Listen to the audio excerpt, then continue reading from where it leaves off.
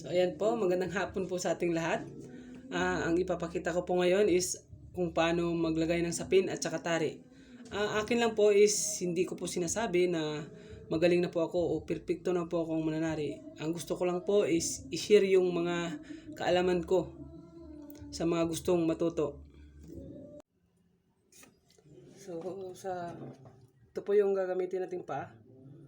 Yan. So tignan natin yung paa. Napapansin po natin na may kanal po dito. So, tsaka sa baba. So, ang gagawin ko po nito sa paglalagay ko is magtutupi po ako ng isang tupi. Yan po. Tutupian ko po yan. Tapos, ganyan po. Yan. Sa akin lang po ito Ganito po ako maglagay ng sapin. Tinitignan ko yung paa kapag may biyak po dito o lubog, tinutupian ko para maging pantay po siya. So ayan lalagay ko para makita po natin. Yan. Ayan po. Tinatapalan po yung biyak po niya dito, yung lubog. So lagay tayo.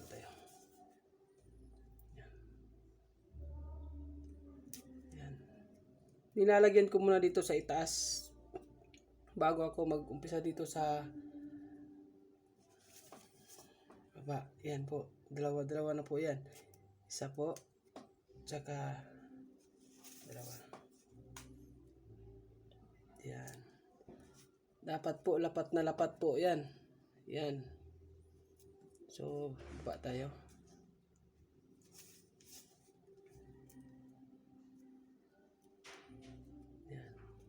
So, nilalagyan ko rin ng tupi dito kasi lubog yung dito niya. Yun nga, sa akin lang po ito. Pindi na po yun sa paglalagay nyo. Yan. Yan. Tinutupian ko po dyan. Yan.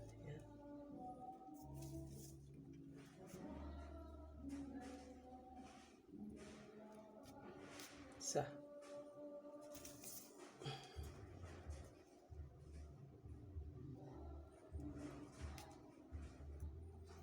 So, yan po. Yan po. Mas pantay na po siya. Ang purpose ko po niyan, kaya ako tinutupian, kasi po, yung iba pong garol po natin, may tendency pong tumatama dito, kaya po, siya, naging king ba yun? Yun, nasasaktan po kasi siya kasi tumatama yung garol dito kapag masyadong malubog yung paa ng manok natin. Yun po yung purpose ko. So, ito.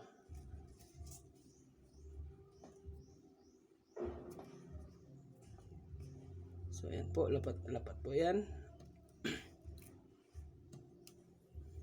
So, ayan. Halos pantay na po. Yan. So, tingnan po natin. Ilagay natin ng isa dito. Yan. Tapos, kabila na tayo. So, pwede na tayo maglagay ng sapin. Yan. Yan lang po yung natin. Ang importante man, dapat pantay po yan. Yan po. So, maglalagay na po tayo ng sapin. Yan. Ang importante din po ng sapin, dapat po siya, madikit din po, hindi yung natatanggal siya, kasi yan po yung may tendency po yung gagalaw po yung tari natin. Yan, dapat madikit po siya. So pantay po yan dyan. Yan. Tsaka yung dito, yung kilis-kilis natin dito, yan po, dapat nakatapat yan dyan. So, yan po. Dikit na dikit po yan. So, kung ano po yung tinatamaan po ng sapin natin, dapat hindi po yan babago-bago. Yan. Iisa lang po yan.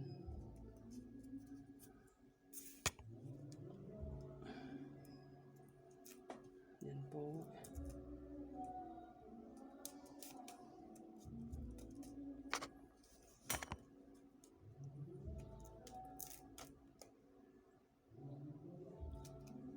So, sa paglagay po natin dito sa baba, dapat iwasan po natin sampa yan dito sa kabila. Kasi hindi po naging pantayan. Yung iba yan napapansin po natin, hindi nila namamalayan, nakasampa na yung happy nila dito. Dapat yan lang po.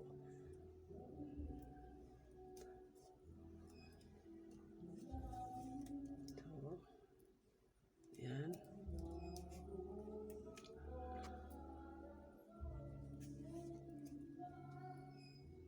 So, yan. Dapat pantay-pantay po yan.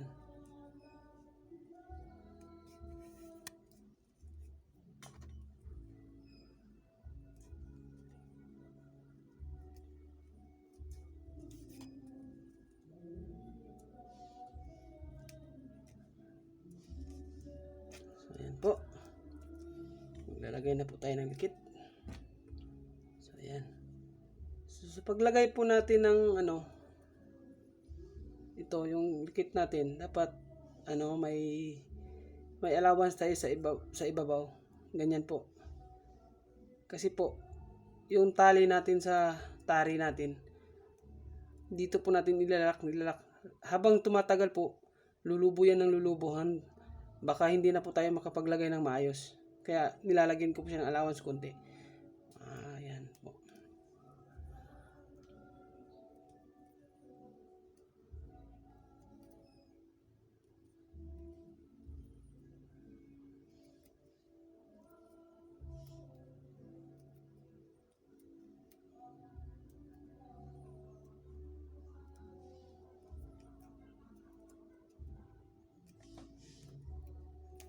So ayan po. Halos pantay misa na po tayo. So ayan, ganyan po ang pagkakalagay. Yan, dapat nakasandal po yan ng maayos dyan.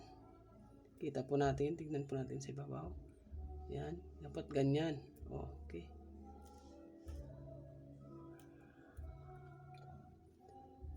Yan po. Halos pantay misa na po siya. So kunin po natin yung tali natin. So ayan.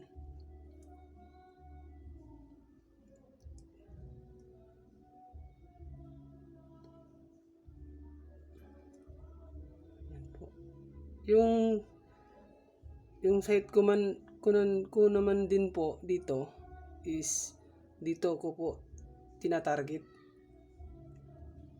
Yan po, halos po, walis tambo po yung nipis po niya. Ganyan po. Ganyan dito po. Yan po yung tansya ko. Yung iba pasok konti, yung iba dito, pero yung ginagamit ko ito po. Yan po yung ginagamit po. Ayan. So, yan. Pantay na po. Tapos, silipin natin sa gilid. Dapat yung tahid ng manok, dapat nakasentro din po dyan sa dulo. Yan po. Kita po natin. Ayan po. Sentro po yan. Yan. So, tali. So, wag po nating kalimutan ang maglagay po tayo ng condom. Lalong-lalo na po sa mga baguhan. Para iwas disgrasya po tayo. Yan. Yan. So, 5-5 lang po. Sa akin po is 5-5 lang po yung pagtali. Kasi po yung tali ko po ng tari is saktong-sakto lang po yung haba. So, 5-5 lang po is 3, 4, 5. So, 1, 2, 3, 4, 5. Tapos din, 1, 2, 3, 4, 5. So, silipin po natin. Silip po tayo. Kung may nagbago ba. So, ayan po. Wala pong nagbago. So, balik natin yung condom. Yan. So, sa akin po is maglalak po ako dito ng 2. Yan po sa likod. Yan. Lalak ko po yan. 1. 2 bisis po yan babalik. So, 2. So, lock po tayo dito ng 5. 1, 2, 3, 4, 5. So, dito naman po sa may kahit po, lock po tayo is 5 din. 1, 2, 3, 4, 5. So ayan po, kita po natin yung ginawa kong allowance. Yan. Ang laki pa po ng ano, makalagay po tayo ng mas maraming lock dito. So 5 ulit dito. 1, 2, 3, 4. So ikot po natin yung pang 5. Yan, para malak 5. So sa likod naman 5 din, 1. So lock dito 2, lock uli, and 3.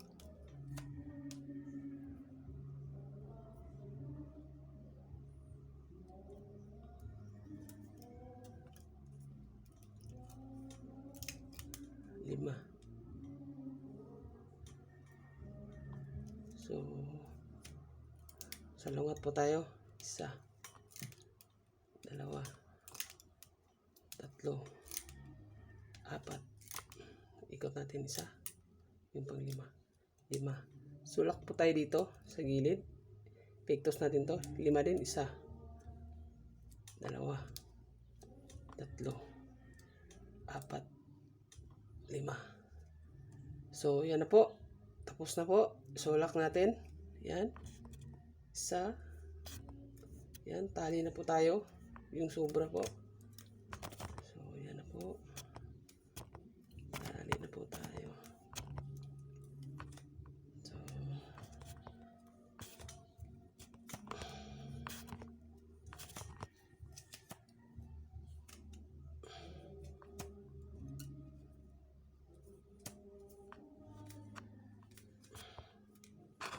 So yan. Tapos na po. Lock natin. So yan po. Tignan po natin. Po, sakto po. Walang nagbago. Yan. Side po natin. Tignan po natin.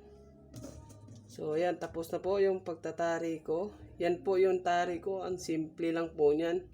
Sa mga baguhan po, sana po may matutunan po tayo.